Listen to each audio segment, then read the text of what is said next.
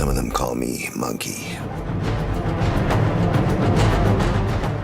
Enslaved: Odyssey to the West is the latest game from developer Ninja Theory.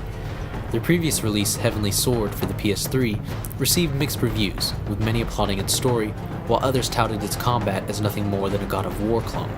In Enslaved, the story still takes the forefront, but it's the tweaks to gameplay and pacing that make this a truly fun and enjoyable ride. The story starts off with Monkey trapped aboard a slave ship.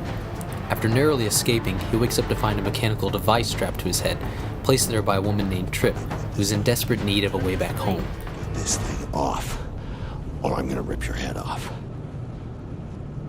No. No? You think I'm screwing with you? Yes! Give me a stop!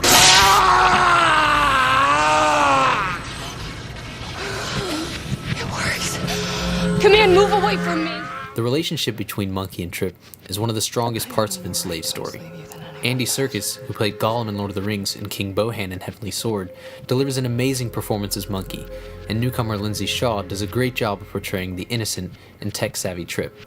It's the chemistry between these two characters that really drives Enslaved story home, and without that human aspect, the game would have been bland and uninteresting. Without giving away anything, I can easily say that Enslaved is one of the best stories I've experienced this year, and the ending will have you thinking long after the game ends. Over there. As for the graphics, Enslaved is a great looking game. It's by no means Uncharted 2, but there's some really great moments where the game truly shines, especially in the lush overgrown cities and in the character models and faces. It's not perfect though. There's some cases where the textures could have been better, and I've heard that the PlayStation 3 version has some frame rate issues. The gameplay of Enslaved is broken up into three main parts: platforming, puzzles, and combat. At first I was a little put off by the platforming. Basically, Monkey automatically grabs onto the nearest handhold, providing for little to no error when traversing environments. While some may complain that this makes the platforming too easy, I found that it helped to speed up the pacing of the game and actually made platforming a quick and enjoyable way to get from one place to another. The environmental puzzles as well provide for a nice little challenge. None of them are too difficult, and each of them incorporates Monkey's acrobatics in a very fun and unique way.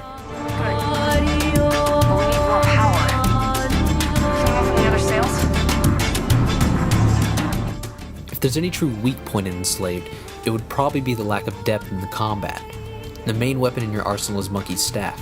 You have a handful of moves ranging from light, heavy, and stun attacks, and there's even an ability that allows Monkey to shoot plasma blasts out of the staff.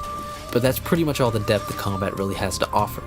There's a small upgrade system where, through collecting tech orbs scattered throughout the level, you can purchase shield, health, and staff upgrades. But that's about it. That's not to say that the combat is bad. I personally found it extremely enjoyable. But if you're looking for a plethora of moves, you might want to look somewhere else. There are also some great sequences where you get to control Monkey's cloud, and there's even a few instances where Monkey controls a turret. They're nothing revolutionary, but they do provide a nice little break from the constant hacking away at mechs. Just for a second, I thought you had me. I only lost on account of my bad arm. All right. If it hadn't been for that, I'd have left you for dust. In terms of length, Enslaved isn't a short game, but it's not relatively long either. I found that most people usually clock in at around the 10-hour mark. I personally spent about 12 hours on the game, collecting tech orbs and masks that are scattered throughout the levels. All in all, if you enjoy a great story in your games, you should have no problem with Enslaved. It is one of the best narratives I've seen this year, and it really goes to show that video games can in fact tell a great story. However, if you're the kind of person who looks for more depth gameplay-wise, you may find Enslaved's $60 price tag a bit too high. For my full written review on Enslaved, check out videogamehenchman.com, and as always, thanks for watching. Now, Pigsy, how did you pick up a name like that?